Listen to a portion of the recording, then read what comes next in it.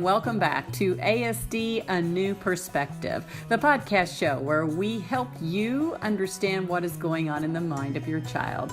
And we do encourage you that growth for your child is possible.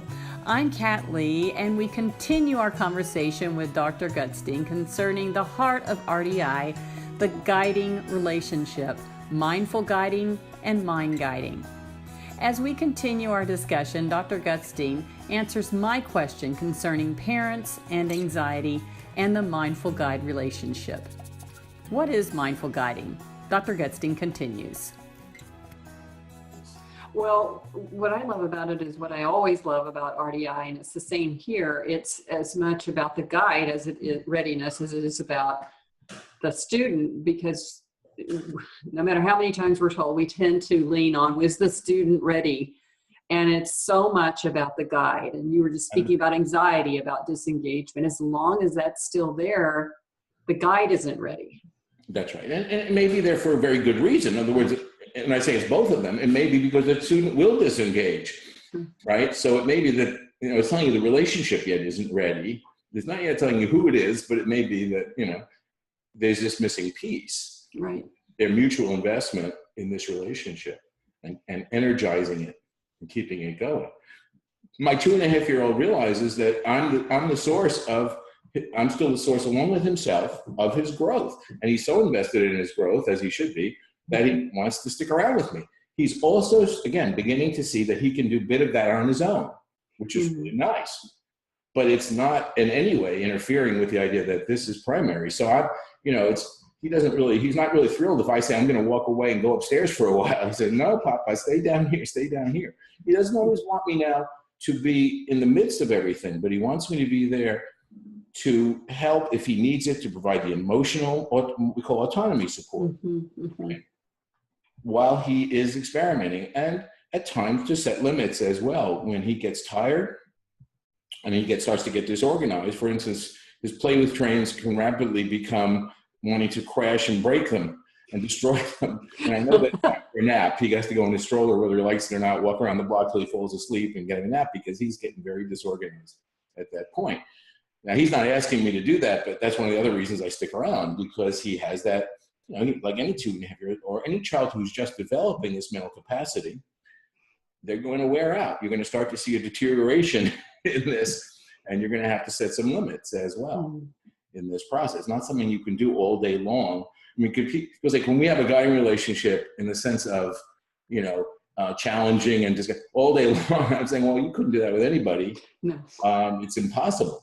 He wears out. And any child, no matter what age, who's just starting to develop this neural capacity, this mental capacity, they're not going to be as strong yet. They're going to wear out. They're going to get tired.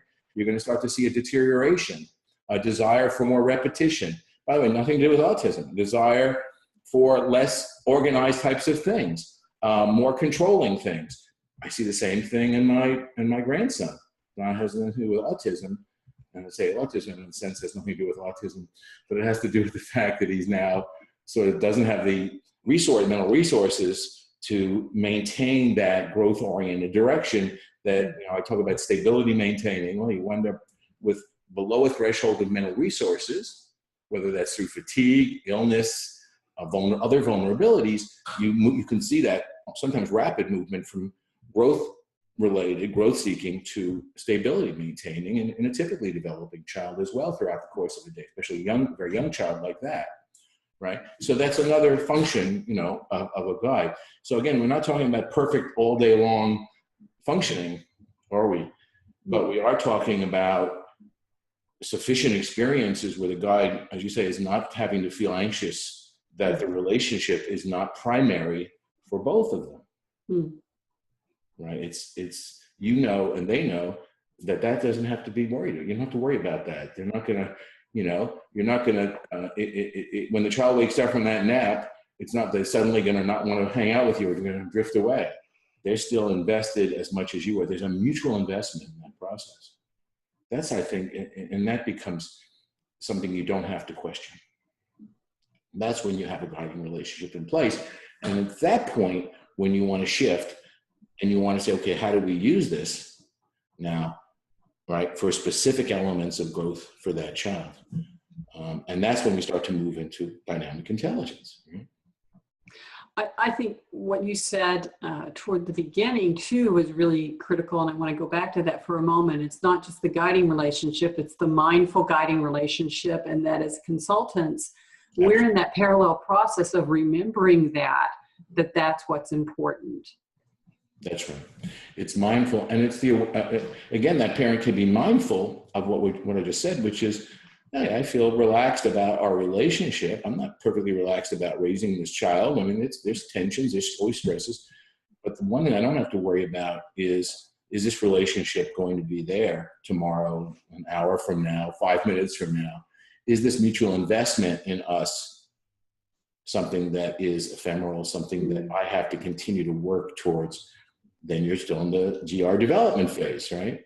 Once that both parties you can clear that both parties feel that mutual investment, I think then you move along. Now, that doesn't mean when you start to, and the other point is when you start to move into mind guiding, which is what we refer to as using the relationship to develop the mental self-functioning of that child, you are going to have to, as a guide, learn some new things. There's a mind guiding training that you have to do. You start to reemphasize certain things. Right? So it's not that your learning is over as a parent, it's that your anxiety about that child is invested with you is over. And that's a permanent change. That's that sigh of relief that I don't have to chase this child anymore. I may have to sometimes limit them and grab them when they're, doing things they shouldn't be doing, but I don't have to chase them to have a connection. They want it as much as me. They want, and when I say connection is a bad word. A guiding connection, a connection for learning, for growth. Because it's not just that they're attached. We're not talking about attachment here, although that's a prerequisite, obviously, earlier down the line. We're talking about the child who wants to hug you and be held and stay close to you, right? Again, that's fine, but that's not sufficient. We're talking about a child who wants to be involved with you and co-experiences for their own development and their own growth, who is excited by being with you because they don't know quite where they're going to go next, what they're going to be trying, what you're going to be doing together. There's a familiarity mixed with an uncertainty, a very pleasant uncertainty of, well, what are we going to do with this framework next? What are we going to do in this activity next? And they're willing to experiment and try things and introduce things as well as you are. There's that mutuality. So I hope that's sufficient. I mean, I hope that people can, who are here today, or people listening to this, can use that as a criteria, because until it really allows you to, as a consultant and as a guide, to consider how to invest your own energy. Yeah, that's right. And to be able to somewhat resist that tendency to very rapidly focus on the child's developmental objectives, as opposed to obstacles that might be getting in the way of the child's functioning as an apprentice, or foundations that need to be in place for that child, like motivational foundations. And they're almost all motivational, by the way, not skill foundations, they're motivational foundations for that child to desire that apprenticeship and provide that energy. Certainly that is part of what you're doing, right? But you're not yet functioning, you're not yet focusing on developing higher level conceptual knowledge. You're not focusing on developing narrative, developing decision-making, developing many, many different areas that we do start to focus on when we move into a dynamic intelligence framework, right? And I do think that when you have one thing kind of excitedly looming out there, DI program, you can try to rush that guiding relationship, and it just can't be done. It takes time. It takes time for that mindful relationship. Right. And, when you're working with, that's right, it does take time to develop that, and you can't rush it. And you need to be focused on what you're building. If you keep switching from skill to motivation to this to that, you're not going to build anything. We're not going to ever get ready. But I think there's a clear experience from parents and professional consultants that when it's in place, we can feel it. And again, it's not perfect. It's not that that child is always, it's not about compliance, 100% compliance. No. That's not the issue. Not at all. The issue is investment in maintaining this relationship, engaging because of growth, because we want to see what's going to happen next, because we know that this is the place where things happen that are to my benefit if I'm the child. So we want to keep it going. We don't want to lose it. We want to maintain it. We're as invested in it as our guides are, right? So that I think is a critical piece. Well, and there's such a power when parents realize that they have the influence on their child's development, that's what's going to happen. But the other power comes, as you see with your 2-year-old, when the children start realizing they have an influence. So, but that's what you want. That's right, and it's not always pleasant. But also the other pleasure comes in when you see them trying to autonomously self-communicate, when they're starting to self-narrate sort of events that are happening. You see them in the car seat behind you, and they're starting to kind of figure out what you've been doing and use their own language to do that.